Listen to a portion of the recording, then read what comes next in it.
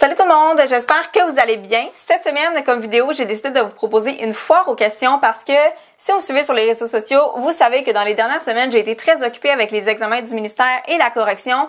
Surtout la semaine passée, c'était les examens en maths, puis il y en avait 8 en 5 jours, puis moi, il fallait que je corrige tout ça en fin de semaine. Fait que j'ai pas eu le temps de vous préparer une belle vidéo de contenu de prof, donc on y va aujourd'hui avec une foire aux questions. J'ai publié la photo sur Instagram, donc c'est principalement là que je vais prendre les questions, et sur ma page Facebook. Donc si ça vous intéresse, restez avec moi parce qu'on y va maintenant. J'ai ici une question de Roxane. Roxane, si vous la connaissez pas, elle a un blog de prof absolument génial. Elle fait des documents gratuits pour la plupart du temps, puis ils sont vraiment beaux. Fait que je vous laisserai le lien de son blog dans la barre d'informations parce que ça vaut vraiment la peine. Bref, elle me dit, parlant de correction, quels sont tes essentiels quand tu corriges café, stylo, endroit pour corriger, musique, collation, etc. Quand je corrige des examens ou des travaux normaux, je peux corriger à peu près n'importe où, en écoutant de la musique, en écoutant la télé, peu importe. Mais pour les examens du ministère, ça me prenait mon café, ça me prenait tout mon matériel, un surligneur, un liquide correcteur, des crayons à l'encre de couleur, sauf le rouge. Moi, je corrige jamais en rouge. Puis, ça me prenait de la musique et pas de connexion Internet parce que sinon, j'allais regarder mon Facebook, regarder mon Instagram. Fait que ça me prenait pas de connexion Internet. Mais c'est pas mal ça, mes essentiels, honnêtement. Puis, j'aime beaucoup ça, me mettre en pyjama puis être confortable avec moi-même pour corriger. J'ai ici une question de Victoria Saint-Aubin qui me demande comment ça s'est déroulé ta recherche d'emploi en sortant de l'université. Est-ce que ça a été long avant d'avoir un contrat? J'ai obtenu mon contrat à la fin de mon bac, là, pas au printemps, mais à la rentrée scolaire suivante.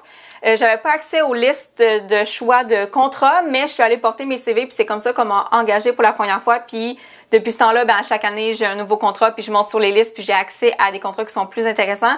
Même si je me trompe pas l'année prochaine, à la prochaine rentrée, je pense que je vais avoir accès à un poste permanent, fait qu'on se croise les doigts. Je sais pas comment prononcer son nom, là, mais c'est son username Instagram, c'est JGO20. Elle dit, penses-tu prendre des stagiaires prochainement ou voudrais-tu avoir des stagiaires? J'aime beaucoup ce que tu fais.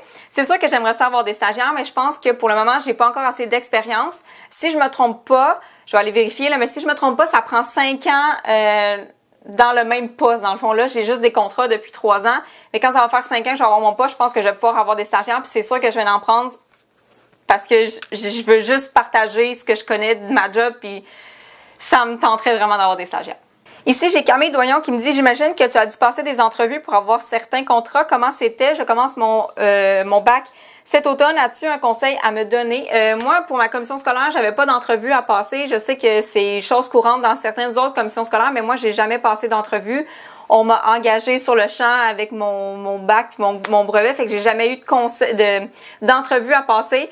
Mais s'il y en a qui écoutent la vidéo et qui ont déjà passé des entrevues pour être engagés en enseignement, je vous invite à laisser des commentaires en dessous pour pouvoir aider Camille. Il y a quelques personnes qui m'ont demandé si j'étais gauchère ou droitière parce que sur la photo que j'ai publiée sur Instagram, je tiens mon crayon de la main gauche, mais je suis droitière. C'était juste parce que je voulais prendre la photo avec ma main droite. Fait que je pouvais pas avoir ma main droite aussi sur la photo. Fait que c'est ma main gauche, mais en réalité, je suis droitière. Il y a Marie-Kim Cloutier qui me pose 2 questions. Premièrement, qu'est-ce qui t'attend pour la rentrée 2017-2018? Je me croise vraiment les doigts que je vais avoir accès à un poste à 100%. Mais moi, je suis vraiment pas quelqu'un de pressé, là. Je prendrais pas un poste à tout prix si ce qui reste, c'est pas quelque chose qui m'intéresse. Moi, c'est sûr que je prendrai rien en maternelle. Fait que je vais voir c'est quoi mes options. Si jamais les postes qui restent rendus à mon tour sont pas intéressants, je suis vraiment pas stressée. Je vais prendre un contrat de septembre à juin. Je sais pas où encore. Les listes vont sortir à peu près 2 semaines avant l'affectation au mois d'août. Fait que c'est sûr que je vais vous en reparler puis que je vais vous faire une autre vidéo à la fin de l'été. Elle veut aussi savoir comment je vais faire cet été pour me préparer à la prochaine rentrée. Puis ce qui est difficile quand on commence en enseignement, c'est qu'on sait jamais où on va travailler l'année suivante. Fait que je sais pas, est-ce que je vais être au premier cycle, au deuxième cycle, au troisième cycle? Je sais pas. Puis tu sais, je peux pas préparer de matériel parce que je sais pas avec quel niveau je vais travailler. Mais je pense que je vais travailler sur une liste de littérature jeunesse puis essayer de monter des activités avec ça, peu importe le cycle en fait, parce que je suis certaine que je vais travailler avec la littérature jeunesse l'année prochaine. Je vais peut-être monter aussi des documents. Souvent, j'ai des idées, je vois des idées sur Pinterest puis je suis comme, oh ça serait vraiment le fun. Je monte des documents, même si je sais pas si je vais les utiliser en fait, mais je vais probablement travailler sur un gros projet de littérature jeunesse cet été. J'ai ici 2 questions de Harry Lefebvre. Donc, premièrement, elle me demande, maintenant que tu as eu plusieurs contrats, est-ce que tu sais en quelle année scolaire tu aimerais avoir ton poste? Ça fait longtemps que je vous dis que je pense que je suis une prof de 2e cycle, de 3e ou 4e année.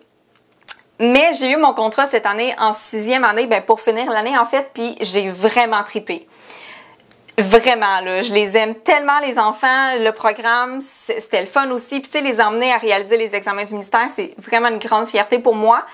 Fait que j'aurais pas peur de prendre une classe de 3e cycle, mais c'est sûr que je veux pas travailler en première ou en 2e. Ça, c'est vraiment pas ma tasse de thé, mais 3, 4, 5, 6, ça, c'est quelque chose qui me plairait beaucoup. Il y a ici Marie-Émilie Fournier qui me pose pas du tout une question de prof, mais c'est vraiment correct aussi. Elle me dit j'aimerais savoir si tu retournes à Wildwood, puis je l'ai annoncé la semaine passée, je pense, sur ma page Facebook, que oui, je retourne à Wildwood cette année. Fait que si jamais vous voulez avoir un vlog de vacances comme je fais depuis 10 ans, ben vous pouvez me le laisser savoir dans les commentaires ou aimer la vidéo ou peu importe, me le dire n'importe où sur les réseaux sociaux. Mais de toute façon, moi j'aime tellement ça, documenter mes vacances, que c'est sûr que je vais le faire. Fait que oui, je vais retourner à Wildwood cette année. L'avant-dernière question a été posée par Émilie Violette qui me demande comment ça fonctionne la suppléance lorsqu'on finit son bac. Est-ce qu'il y a beaucoup d'appels ou non? Y a-t-il beaucoup d'opportunités de contrat? Je te dirais que ça dépend beaucoup des commissions scolaires. Moi, j'avais beaucoup d'opportunités ici où je travaille, mais tu sais, profite-en pendant tes stages puis pendant que tu es au bac pour laisser tes cantes, pour laisser ton nom dans les écoles où tu vas travailler. Puis habituellement, ils te rappellent. Je pense que ça fonctionne pas de la même manière pour toutes les commissions scolaires. Moi, ici, ça fonctionnait beaucoup par contact. Fait qu'il y a beaucoup de profs qui me connaissaient, qui donnaient mon nom à une autre, puis c'est les profs qui appelaient. Tandis qu'il y a des commissions scolaires, c'est vraiment un centre d'appel qui s'occupe de t'appeler selon tes disponibilités. Fait que c'est à toi de voir avec ta commission scolaire, en fait. La dernière question vient de Eulalie Lewandowski. C'est sûr que je le prononce vraiment mal, mais en tout cas, tu me le diras. Elle dit, comment est-ce que tu as su que tu voulais être prof? Quel conseil donnerais-tu à quelqu'un qui se pose ces questions-là? Ben moi, je l'ai toujours su parce que ma mère est prof, puis j'ai grandi dans cet univers-là. Fait que j'ai toujours su que je voulais faire ça. Puis quand j'allais à l'école, ben j'aimais ça, puis je jouais à l'école chez nous. Fait que j'étais comme prédestinée, en fait. Mais quelqu'un qui se pose ces questions-là, qu'est-ce que je conseillerais? C'est d'aller cogner aux portes des écoles puis de demander s'il y a des profs qui pourraient vous recevoir dans leur classe pour voir, tu sais, passer une journée avec eux, voir comment ça se passe, c'est quoi vraiment les tâches d'un enseignant. J'espère que vous avez apprécié que je réponde à vos questions. J'ai essayé de répondre à tout le monde et aux questions que j'avais jamais vraiment répondu. Merci d'avoir laissé des aussi bonnes questions. Vous êtes tout le temps super pertinents comme abonné. Je vous aime tellement. Fait que voilà pour la FAQ. Et puis, je suis tellement épuisée. Je viens de finir de corriger tous les examens du ministère. Aujourd'hui, mes bulletins sont officiellement terminés. Puis on dirait que j'y crois pas. On dirait que j'ai juste envie d'aller faire la patate dans mon lit parce que mon année est quasiment finie. Là. Il reste comme juste des activités avec les élèves. Bref, si vous avez des idées de vidéos de profs que vous voudriez voir pendant l'été, ne vous gênez pas pour laisser ça dans les commentaires. Puis j'aimerais ça savoir si ça vous intéresse que je recommence à faire comme des DIY puis des choses d'été qui sont pas nécessairement connexes à l'enseignement. En tout cas, vous me direz ça dans les commentaires. Puis sinon, on se revoit mercredi prochain quand je vais être officiellement en vacances. Bye! Merci beaucoup d'avoir visionné ma vidéo. Je vous invite à vous abonner à ma chaîne pour ne rien manquer et à me suivre sur tous mes réseaux sociaux. À la prochaine!